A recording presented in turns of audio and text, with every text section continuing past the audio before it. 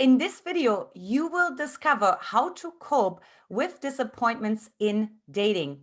I'm Antia, founder and creator of the Magnetize Your Man Method. And of course, if you're new here, like, comment, and subscribe to my channel. Now, today it's actually not my time to shine, but I have an incredible expert. As a matter of fact, a former dating disaster turned love coach, Cherry Norris, here with me today. Hey, Cherry.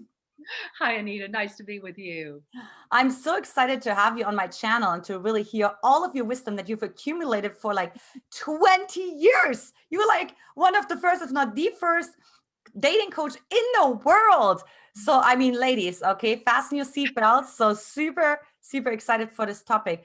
Cherry, but before we go in there, can you let the audience know a little bit, the ones that live behind the moon or, were born a little, just recently, a little bit more about your story, like why dating disaster? What did you go through, and how did you attract your incredible, supportive husband who cherishes you? Who did? um, well, it's a good story. I was absolutely a dating disaster, and I was just making all kinds of mistakes, not knowing that I was. And a group of friends of mine in Los Angeles, California, were out to dinner one night, and one of them started opening a file of facts, if this tells you how long ago it was, of notes that she had taken from this relationship therapist named Dr. Pat Allen. And so I remember listening to a few things she was saying. I thought that sounds ridiculous. At the same time, though, I was interested in someone and I wasn't getting the results that I wanted. So I started going and seeing Pat Allen, Dr. Pat. And a every time I would make a choice around my dating, Pat would just slap me and say that, just beat me up about it. And I would go to a friend and say, "Oh God, you're not going to believe what happened today." And my friend said, "You need to write this down." At the time, I was a screenwriter, a filmmaker in LA. And so it ended up being a feature length romantic comedy called Duty Dating about a woman who, on the advice of a love doctor, does all the right things to marry the wrong man.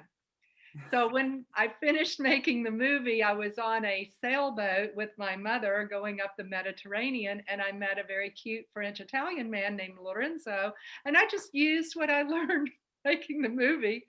And he ended up moving to Los Angeles, and we were together 14 and a half years. And everything that I was learning, I was applying, and it was working. So my friends were calling and saying, "What did you do? And how can I do it?" And one of them said, "You need to start a business." And so that's how I became a dating coach at a time when people were like, "What does that mean?" And I'd have to explain to them what I did to help women, single women, find love. And I remember people saying, "Why would anyone pay you to do that?" I would pay me. Yeah, well, I would pay me to do that. But so that's how it all started. Yes, and then I coached for 20 years or so. Yeah. but I love your story because you're really leading by example, right? There's like so many women who walk around like well-meaning girlfriends who are like, "Oh, let me tell you, I tell you exactly what you should tell this guy. You should give him the boot." But they have like nothing to show for it. There's just one disastrous relationship after the other, and they've been single for the last 10 years. But they think they have the perfect advice for you. Um, there are a lot of people out there, and especially in the love industry, and just if they meet their partner on Match.com, now they're an expert. They can hang a shingle. I mean, I studied this. I studied it for like 12 years, with Dr. Pat, and I went through her want training, and I never became a licensed therapist. That's not what I wanted to pursue. I wanted to keep it on the more superficial, if you will, the behavior, the dialogue, you know, just kind of integrating a new, different way of being, not changing who a woman is, but just saying, okay, let's just shift and apply a different strategy to your communication and see if it gets you a different result. So great. And I love that, right? It's because it's really experience meets research. And in my opinion, like titles, they don't tell you anything about like if somebody can really help you and transform your life. But I'm really excited today to talk about how to cope with disappointments in dating, right? Because we may go on a date, we're really excited about it, we put on our red dress, right? We're calling our friend like this could be the one, and only to find out, like coming home and like, well, there's no chemistry, or you know what I mean, or he's like socially awkward, or like he ghosts, right? He ghosts, he doesn't show up, and then he zombies at some point. That's a whole different video. Like, all the different helicoptering and all of that. So let's talk about it. So what is something that you would tell a woman who, especially if she experiences disappointment over and over again, almost more like an emotional home, like almost, right? Like almost more like an emotional cycle. Yes. For a woman who's repeating the same thing over and over, I would definitely say, let's take a look at who you're being, Mm-hmm. and see if we can find a common denominator in what you're doing and saying that keeps giving you the same result. Mm-hmm. Often a woman will go into a new relationship and have a lot of expectations on a man, where we can sit at our first date, for example, and if we like what we're seeing, we can start planning our bridesmaid dresses and what's mother going to say, and where we're going to live. I mean, we're already down the road, where the man is like, am I going to get the Caesar or the crab cakes, and what was her name again? Yeah. So we're already in two different places starting out many times. Mm-hmm. So the first thing I would say is lower your expectations, because it's like, just if you can just get rid of all your expectations, then just be there in the moment and see how your body is informing you and how you feel, how he makes you feel, and just what kind of a rapport do you have energetically. Mm-hmm. I would say also, number two, give the man 3 times if possible, because it can take 3 dates for the real person to show up. I mean, dating is so unnatural. It's an awkward social ritual that we have, where we're basically going out and sniffing each other to see if there's any chemistry, and that's what we're doing. And so sometimes it can take a little while for the chemistry to show up. And that can be, if it's not there by the third date, then you can be the one to say, thank you very much, I think you're great, however, I'm just not feeling that indescribable something that tells me we're a romantic fit, and Mm-hmm. that's a way to part gently and specifically. And then the third thing that I would offer is, sometimes a guy is just not in a place, and it's really disappointing. I've just gone through this myself, where I've met this man and I really like him, and we just seem to be very compatible. We've got great chemistry, we can communicate well, and he told me right up front, I'm just not in the place to have a relationship.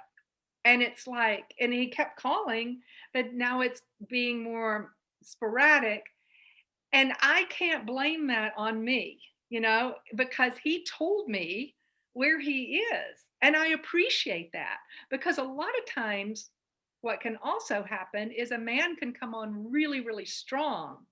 And, if he's one of these narcissists, he can love bomb you, and you just feel like it's super special and you've met your soulmate and you're telling your friends and family. And then, boom, it's like the game changes and it feels like an emotional whiplash with one of these guys, because it's like you're not at all who you presented yourself to be. So you have to listen deeply to what a man is telling you, because most times they will tell you who they are and what they're looking for.